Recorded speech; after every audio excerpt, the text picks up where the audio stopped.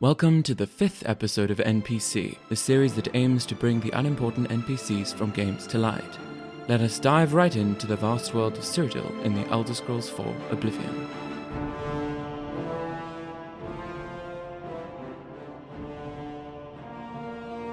This episode we fast travel back to Corel, wherein we examine 2 NPCs, another double feature. Emfred is a Nord innkeeper that runs the Grey Mare, a less classy establishment opposite the Oak Enclosure on the town plaza. As with other merchants, she remains behind her desk where she can be found. Bitneld the Cursebringer is a beefy Nord captain of the guard. He is usually found patrolling the streets or in his office in the barracks.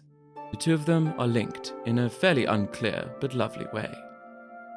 When you first approach Emfred, she introduces herself with, "An honor to serve you. I'm Imfred, owner and publican of the Grey Mare, at your service. A room or food, whatever you wish." and asking about Corel. In Corel, we don't think much about what goes on in the Imperial Palace, but these murders, the Emperor and all his sons dead, what's next? She seems to follow the events of the world, which is understandable from a keeper of an establishment that takes travelers. For them, she offers rooms. As seen in the bottom left, she's also a trader. Utilizing speechcraft reveals her strong disposition towards jokes. You too is very nice. Oh, that's great! That's really too much! Liking of boasts. My wife is very nice. Remarkable. Disapproval towards coercion. You are not very nice. Is that so? And hatred of admiration. You are very nice. Don't try me. The latter is understandable, given what is to come. See? Was that hard? That works for me. When you first approach Bittneld, he says, I'm Bittneld the Cursebringer, captain of the Coral Guard. What can I do for you? talking about Corel. There are a lot of fine-looking women in Coral, but they're all kind of snooty and not very nice. His dispositions are as follows. Again? Seriously? He loves boasts. I'm also a trainer in the arts of very nice. My life is drab and wretched by comparison. Likes coercion. You are not nice. You win this one. Dislikes jokes. Nice. That's just not funny. And hates admiration. You are nice. What nonsense. See? Was that hard? He's a guardsman who wishes there were more down-to-earth ladies about. Excellent!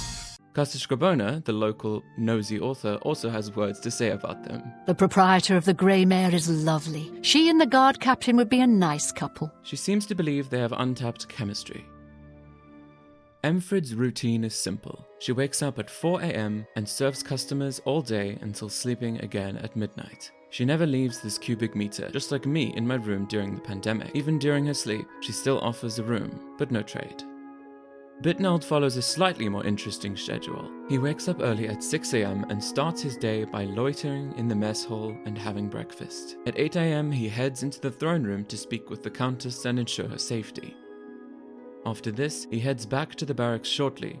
Go take your break. My As feet. soon as he gets back to his room, he turns around and goes straight back to the throne room. Maybe he forgot his wallet. There he bows? I'm not sure what that is. It is around 9 a.m. at this time, and there he waits for about another hour. At 10, he heads out to patrol the city. He either returns through the front door or goes to the private quarters, which is really annoying when you're trying to get footage. He patrols down to the front of the church, Anvil is on. and then travels back shortly at 12 p.m. to catch lunch back in the barracks when he arrives. And there he stays, in the mess hall for the rest of the afternoon, finally returning to his room at 6 and spending the evening there, alone and doing nothing, just like me in my room during the pandemic. Finally, he heads to bed at around 1 a.m. The specific bed he heads to is awfully inconsistent, and his sleep is often interrupted by trying to get into his actual bed, but the guard is too disorganized to not sleep wherever they want. Let him sleep in his bed, guys. Although easily missable, the two have a little story between them. After speaking to Bittneld about Corel as before, Kind of snooty. all you need to do is go back to Emfred and talk about him. Did you say something to Bittneld? That was very sweet of you. Now he stops by here every day. It seems she assumes you've done more than you did, though I guess you did talk to him. This is confirmed to be a scrapped quest, which is a shame. As presented, it's a very strange nugget. The unofficial patch opens up a more extensive one with Skrybona acting as a matchmaker and you being more direct in coupling them up. With the patch, once this little quest is done, Bittneld's schedule changes to include a visit to the Grey Mare each day between 6 and 10, as opposed to staying sad and alone in his room, just like me during the pen. Fortunately, in the raw game, at least for what I observed, they do not seem to cross paths when Crow is around. Other than this tale of love, Bittneld is involved in the quest Canvass the Castle, and Emfred can play an informative part of Fingers in the Mountain, the major skilled quest.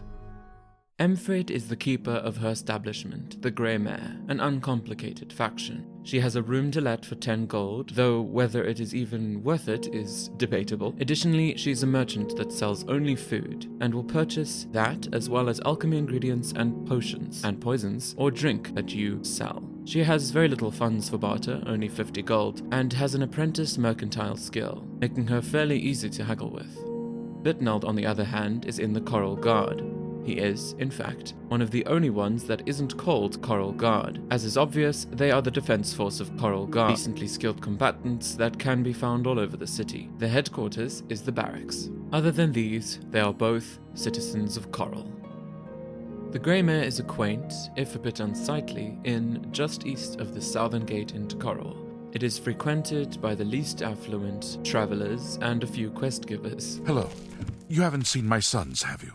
They went off into the forest to fight those monsters, and I'm worried about them. Inside there is the expected food storage, dressed tables, and shelves of utensils. There is some effort to decorate, but the defining colors are dirty grays and browns. Upstairs there are 2 small, unappealing rooms, and Emfred's bed is a dirty one just behind her desk. The castle barracks, on the other hand, is much nicer. Bittneld resides in his quarters, which is separated from the common guards. His room is small and nicely decorated, also with some floating features and pretty paintings. His bed is equivalent to Emfred's in dirtiness, however. The bottom floor of the barracks general is a mess hall and resting area. A door from there leads into the prisons, and upstairs there are many beds for the generic guards to rest in, and get confused by. Emfred carries around just a bit of gold. When she is attacked, she defends herself with her fists and flees when her health drops low. Her corpse is adorned by a coarse linen shirt, coarse linens, and stitched leather shoes.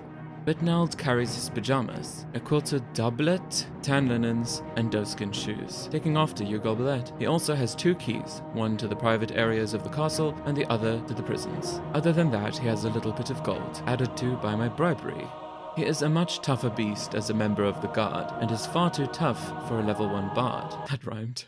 I didn't mean that to happen, but it did. He fights back ceaselessly with his silver greatsword and apparently levitation magic. By the gods! There's a psychopath supposed to be impressed! Here! Once killed through completely legitimate means, we see that it turns out he's essential until after Canvass the Castle. Considering what's in his pockets, we can see that he wears chainmail greaves, gauntlets, and boots, along with Coral Guardsman uniform. This episode I will refrain from kissing either of them, for I do not want to get in the way of their relationship. No doubt Crow would be too alluring, and they would pine for him instead.